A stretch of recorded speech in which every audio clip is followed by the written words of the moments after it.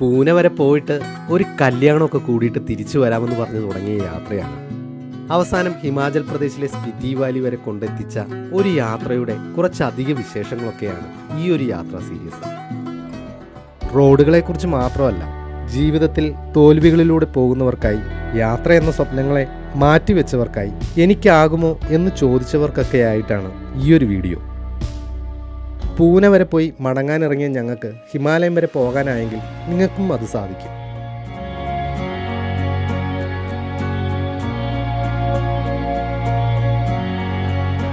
തമിഴ്നാടും കർണാടകയും മഹാരാഷ്ട്രയും രാജസ്ഥാനും ഒക്കെ കണ്ട് അവസാനം ഹിമാചൽ പ്രദേശിലെ വേൾഡ് ഹയസ്റ്റ് വില്ലേജിൽ എത്തിച്ചേർന്ന 62 ദിവസത്തെ ദീർഘയാത്ര. സൂര്യനോട് പോരാടിയ കിലോമീറ്ററുകൾ, തണുത്ത് വിറങ്ങലിച്ച ചില ദിവസങ്ങൾ, നക്ഷത്രങ്ങൾക്ക് താഴെ ഉറങ്ങാത്ത വഴികൾ, പിന്നെ വഴിയിൽ കിട്ടിയ കുറേ അധികം സുഹൃത്തുക്കൾ. യാത്ര തുടങ്ങുന്നത് തന്നെ നല്ലൊരു മഴക്കാലത്താണ്.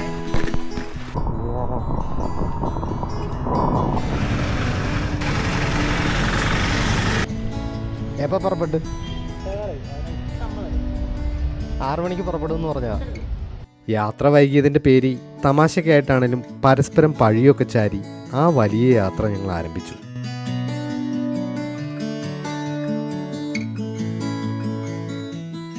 ഇതാണ് എൻ്റെ വീടിരിക്കുന്ന ടൗണ്. നേരത്തെ പുറപ്പെടാനായിട്ടിരുന്നതാണ്, സോജോ ശകലം വൈകി.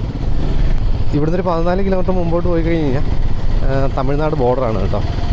നമ്മൾ 3 പേരുണ്ട്, ഷെബിൻ, സോജോ, ഇനി ഒരാളും കൂടി ഉണ്ട് കേട്ടോ, അജിത്ത് തേനി മധുര സേലം റൂട്ടായതുകൊണ്ട് അവൻ അവിടെ നിന്ന് വന്ന് ജോയിൻ ചെയ്തോളൂ.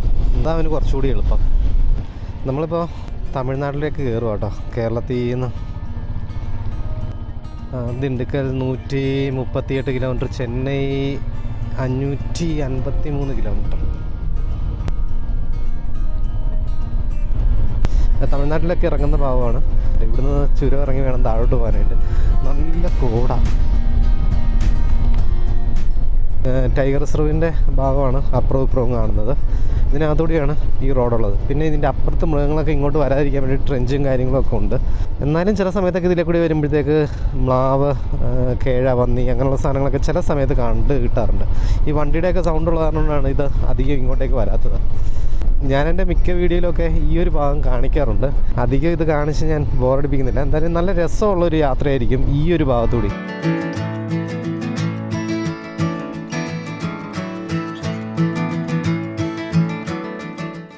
ഇനി 2 വളവും കൂടി കഴിഞ്ഞ് കഴിഞ്ഞാൽ പിന്നെ സ്ട്രെയിറ്റ് റോഡാണ്.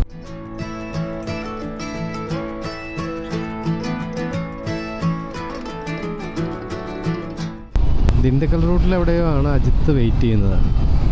91 കിലോമീറ്ററും കൂടി പോകണം.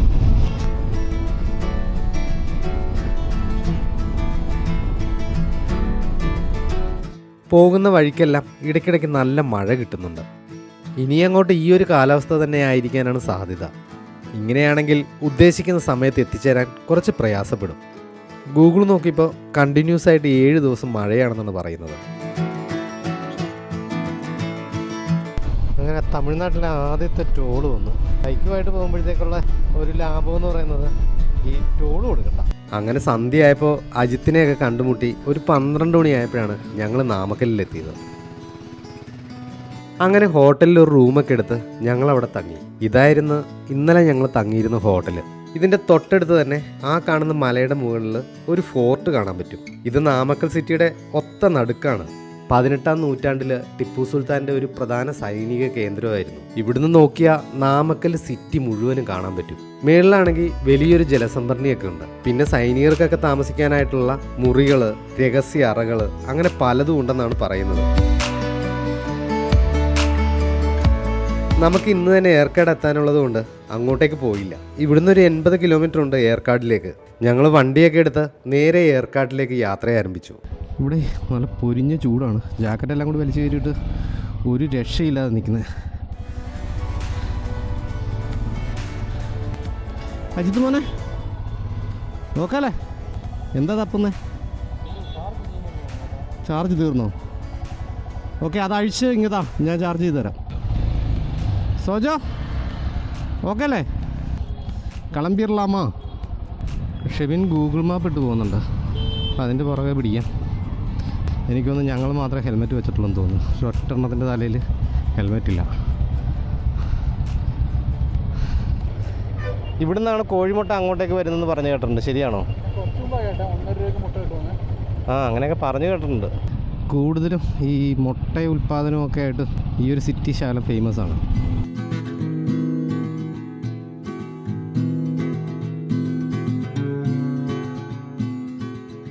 Salem 50 kilometre, Karur 49 kilometre. ഇവിടെ നമ്മൾ ഹൈവേയിലോട്ട് കയറുമെന്ന് തോന്നുന്നു.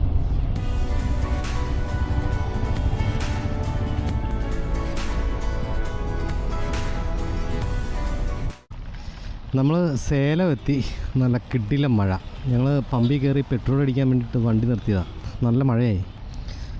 അതായത് റെയിൻകോട്ടൊക്കെ വലിച്ച് കയറ്റി ഇട്ടു. പക്ഷേ ഇനിയിപ്പം മഴയത്ത് അങ്ങ് ഡ്രൈവ് ചെയ്ത് പോകാമെന്നുള്ള തീരുമാനത്തിലാണ്. Karnataka registration Yamaha.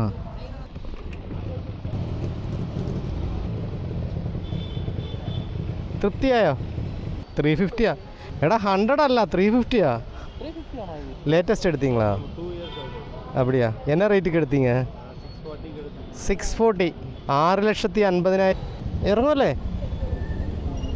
ഓ, ആ മുതൽ പോകുന്നുണ്ടോ? കാഴ്ചയിൽ ചെറിയൊരു വണ്ടി പോകുന്ന പോലെ തോന്നും. Okay,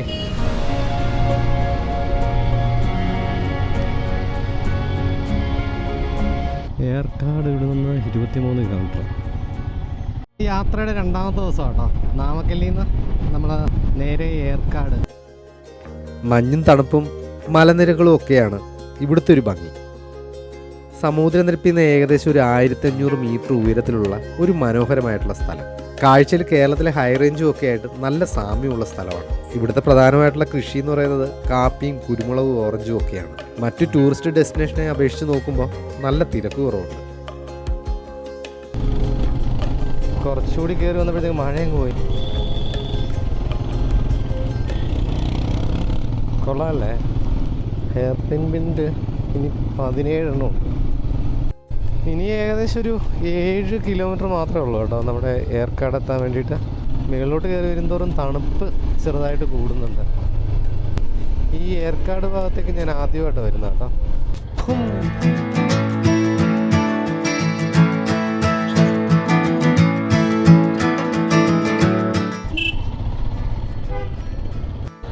Yercaud bus stand, Kuppanur. അങ്ങനെ വഴിയിലെ കാഴ്ചകളൊക്കെ കണ്ട് ഏർക്കാട് എത്തിയപ്പോഴേക്കും സമയം ഇരുട്ടി. ഇനി ഇവിടെ എവിടെയെങ്കിലും ഒരു ടെൻ്റൊക്കെ അടിച്ച് കിടക്കാനായിട്ടുള്ള ഒരു തീരുമാനത്തിലാണ്. അതിനു വേണ്ടിയിട്ടുള്ള ഒരു സ്ഥലം തപ്പിയുള്ള പോക്കാണ് ഞങ്ങളുടെ. അപ്പോൾ ഇവിടെ ഒരു ക്ഷേത്രം ഉണ്ടെന്ന് പറഞ്ഞു. അവിടെ നമുക്ക് ടെൻ്റൊക്കെ അടിച്ച് കിടക്കാമെന്നൊക്കെ ഉള്ളൊരു ചെറിയ പ്ലാനുണ്ട്. ടെൻ്റ് അടിക്കാനുള്ള സൗകര്യം അവിടെ ഉണ്ടോ എന്നുള്ളത് നോക്കാൻ വേണ്ടി പോവുക. എന്നാ പറ്റി? അതിന് നിനക്ക് പേടിയാണോ? ഓ, അപ്പോൾ നമുക്കൊരു പണി ആ ഭാഗത്തടിക്കാം. അവസാനം ടെൻറ്റിനുള്ള സ്ഥലം അത്രയ്ക്ക് അങ്ങോട്ട് തൃപ്തിയായില്ല. പോരാത്തതിന് നല്ല തണുപ്പുമുണ്ട്. അവസാനം എല്ലാവരും കൂടി തീരുമാനിച്ചിട്ട് ഒരു റൂം എടുക്കാമെന്നുള്ള പ്ലാനിലായി. ഈ വീക്കെൻഡൊക്കെ ആയതുകൊണ്ട് തരക്കേടില്ലാത്ത ഒരു റേറ്റിൽ നല്ലൊരു റൂം കിട്ടി. ഇനി നാളെ രാവിലെ ഏർക്കാടിൻ്റെ വിശേഷങ്ങളിലേക്ക് ഇറങ്ങണം.